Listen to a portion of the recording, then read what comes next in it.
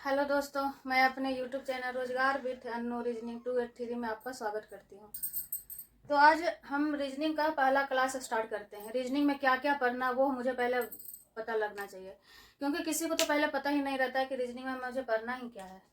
तो रीजनिंग पहले मुझे पता चलेगा कि क्या क्या पढ़ना है, रीजनिंग के अंदर कितना सब टॉपिक होता है, क्या होता नहीं होता, पहले वो जानेंगे तब रीजनिंग पढ़ेंगे। ये सभी प्रतियोगी परीक्षाओं के लिए है, रेलवे, SSC, सब चीज के लिए है रीजनिंग। तो रीजनिंग कितने पहले जाने की रीजनिंग होता क्या है, रीजनिंग कितने प्रकार के होता है। तो रीजनिंग को हम दो पार्टों में बांटते हैं, मैंने बांटते हैं। एक वर्बल रीजनिंग होता है, एक नॉन वर्बल रीजनिंग होता है। वर्बल रीजनिंग को भाषिक रीजनिंग भी बोलते हैं और नॉन वर्बल रीजनिंग को अभाषिक बोलते हैं। यानी कि वर्बल रीजनिंग यानी भाषिक, जिसको हम पढ़ सकते हैं उसको भाषिक कहते हैं। नॉन वर्बल जिसको मैंने नहीं पढ़ा जाता, अभाषिक, उसका हिंदी क्या होता है, अभाषिक, यानी कि उसको हम पढ़ नहीं सकते हैं। इसको कोई जिसको नहीं भी पढ़ने आएगा वो भी बता देगा। आभासी मतलब चित्र देख करके, फिगर देख करके कि क्या होगा नहीं होगा, आगे हम बताएंगे कि क्या होता नहीं होता। उसको बिना पढ़े अनपढ़ व्यक्ति भी बता सकते हैं, मैंने अनपढ़ नहीं कह सकते हैं, लेकिन जिसको नहीं पढ़ने आएगा वो सिर्फ फिगर देख करके भी बता देगा उसका उत्तर की क्या होगा। लेकिन इसमें क्या है, वर्बल रीजनिंग में भाषिक, इसको पढ़ के ही बताएंगे, जब भी बताएंगे, जब क्या करेंगे, पढ़ करके ही बताया जाएगा। तो भाषिक में यहाँ पर हम हेडिंग क्या दिए, भाषिक वर्बल यानी वर्बल रीजनिंग।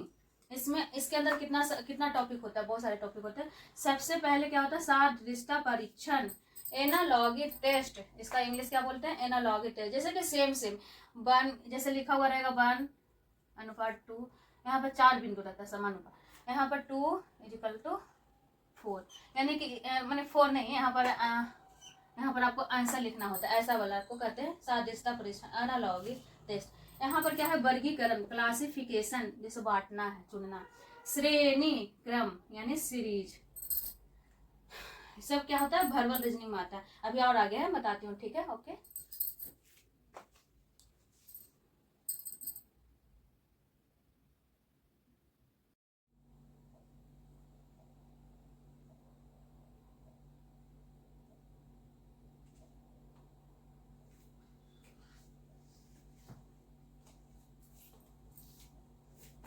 चलिए आगे बढ़ते हैं।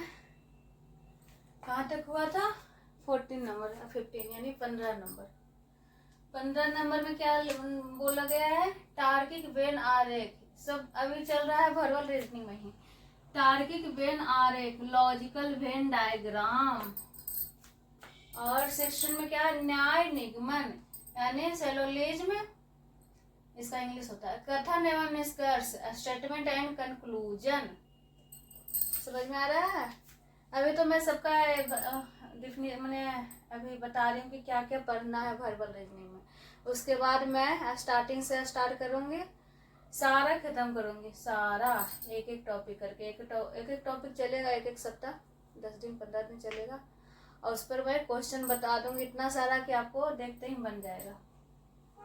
कथन एवं निष्कर्ष, स्टेटमेंट एंड कंक्लूजन, कैलेंडर से भी भर के क्वेश्चन आता है, कैलेंडर से भी आता है। घड़ी, क्या है, घड़ी, क्लॉक, घड़ी से भी आती है। पासा, डाइस, पासा से तो बहुत सारा क्वेश्चन आता है। उसको ओपन करने के बाद, इसको बंद करने के बाद, खोलने के बाद 2 का उल्टा क्या आएगा, 4 के अपोजिट क्या होगा, सारा कुछ आता है। घन और घनाभ, क्यूब एंड क्यूबाइट, आकृति गिनना, फिगर काउंटिंग, कोई फिगर दे देगा, मैंने जैसे कि त्रिभुज में ही दे देगा कि कितना सारा त्रिभुज है, ऐसे करके दे देगा, या फिर क्या कहते हैं, कोई भी फिगर दे देगा, त्रिभुज दे देगा, आयत दे देगा, वर्ग दे देगा, इसके अंदर कितना सारा फिगर है, फिगर काउंटिंग करना।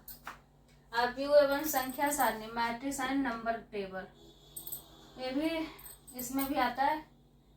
दिल्ली पुलिस वाले में भी आता है, SSC में भी आता है, बहुत सारा आता है। आयु संबंधी प्रश्न, अब आयु क्या है, आयु संबंधी प्रश्न अब पहले आता था, मैथ में आता था, पर अब आने लगा है कुछ दिन से, रीजनिंग में आने लगा, भर के आता है, 1 या 2 क्वेश्चन जरूर रहता है आयु से। पहेली परीक्षण, पजल, कोई पजल दे देगा, उससे पजल को खोजना है, पहेली परीक्षण। समझ में आ रहा है। आप लोग सब्सक्राइब करिए क्योंकि मैं अभी स्टार्ट की हूँ। एक मौका दीजिए, उसके बाद मैं सारा बताऊंगी।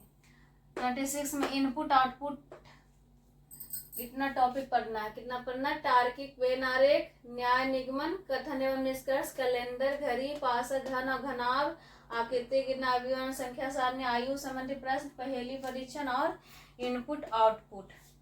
वर्बल रीजनिंग के अंदर इतना ही होता है। अब नॉन वर्बल के बारे में बताएंगे।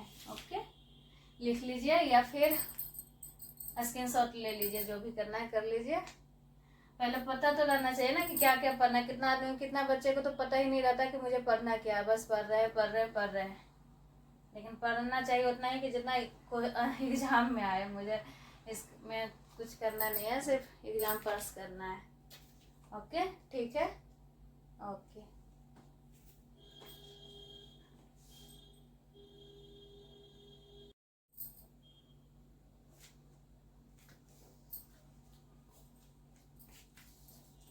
तो हाँ दोस्तों, आगे चलते हैं।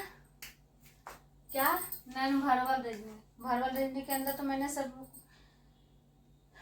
नोट करवा दिया है मैंने। अब चलते हैं नॉन वर्बल रीजनिंग में। नॉन वर्बल रीजनिंग में मुझे क्या क्या पढ़ना है, पहले टॉपिक तो पता चलना चाहिए ना।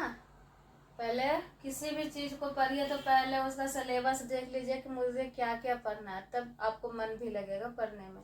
जब टॉपिक कहीं आता पता नहीं रहेगा तो पढ़िएगा क्या।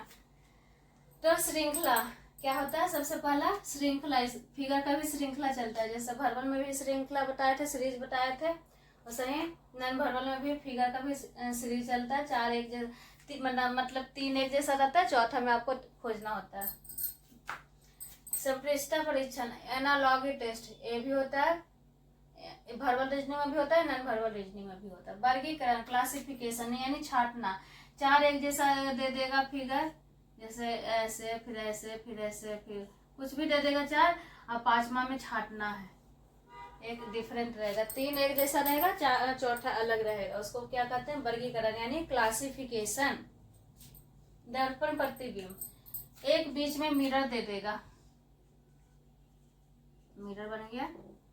एक तरफ किसी भी चीज का फोटो दे देगा, जैसे क्या, चलो त्रिभुज देते हैं। इसका मिरर में कैसा त्रिभुज बनेगा? जैसे उल्टा बनता है ना फिगर, जैसे ए क्या बोले, ई ही लिख दे तो उसका ई कैसे लिखाएगा दर्पण में? उस टाइप से दर्पण प्रतिबिंब, मिरर इमेज। जल प्रतिबिंब, कोई फिगर दे देगा, उसको कहेगा कि जल में देखना है मुझे, इसका छाया देखना है, उसका इमेज देखना है। इमेज को हिंदी में क्या कहते हैं? छाया कहते हैं। छाया देखना है जल में, तो उसका वो है जल प्रतिबिंब यानी वाटर इमेज। कागज मोड़ना, कोई कागज रहेगा, जैसे ऐसे कोई कागज रहेगा, यहाँ पर एक होल दे देगा, ठीक है। इसको अगर फोल्ड करना है तो कैसा, मैंने खोलने के बाद कैसा आएगा, खोलने के बाद ये वाला फिगर कहाँ कहाँ पर आएगा वो देगा। 4 फिगर दे देगा, आपको बताना है चारों फिगर में से किस में है वो। Paper folding. कागज काटना, ये भी वही है। कागज को जैसे ऐसे करके मोड़ने के बाद उसको काटने के बाद खोलते हैं तो कैसा होता है वो है। आकृति पूर्ति, कंप्लीट द फिगर, यानी 4 फिगर में से कोई फिगर दे देगा, उसमें कहेगा कि वो वाला फिगर खोजना है किसमें मिल रहा है चारों फिगर में। जैसे किसी में त्रिभुज है, किसी में आयत है, किसी में कुछ भी है, ये तो अलग हो जाएगा। तो इसमें कौन सा फिगर इसमें मिलेगा, वो है आकृति पूर्ति, कंप्लीट द फिगर। ओके, ठीक है। अभी और है 8 है, स्पेस कम हो जाता है तो मैं इसको इरेज कर करके मैं बता रही हूँ। ओके, ठीक है।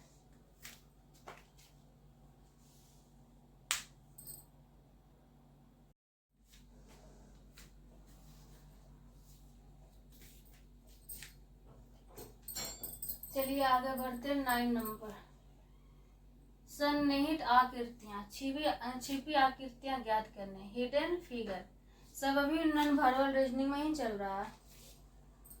10 नंबर, समान गुणों वाली आकृतियों का समूहीकरण, ग्रुपिंग ऑफ आइडेंटिकल फिगर। सबको सब फिगर देख करके ही करना होगा।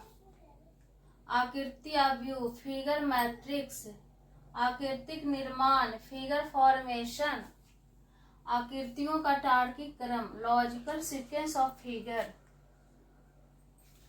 आकृति श्रृंखला में नियम का पालन, rule detection of figure series. सारा आकृति यानी फिगर को देखना है, बनाना है, फिगर को देखना है, बनाना है। जो जो क्वेश्चन कहेगा आपको वो फॉलो करना है बस, और कुछ नहीं है नॉन वर्बल रीजनिंग में। बस बिंदु स्थिति, डॉट सिचुएशंस, आकृतियों का घूमना, रोटेशन ऑफ ए फिगर।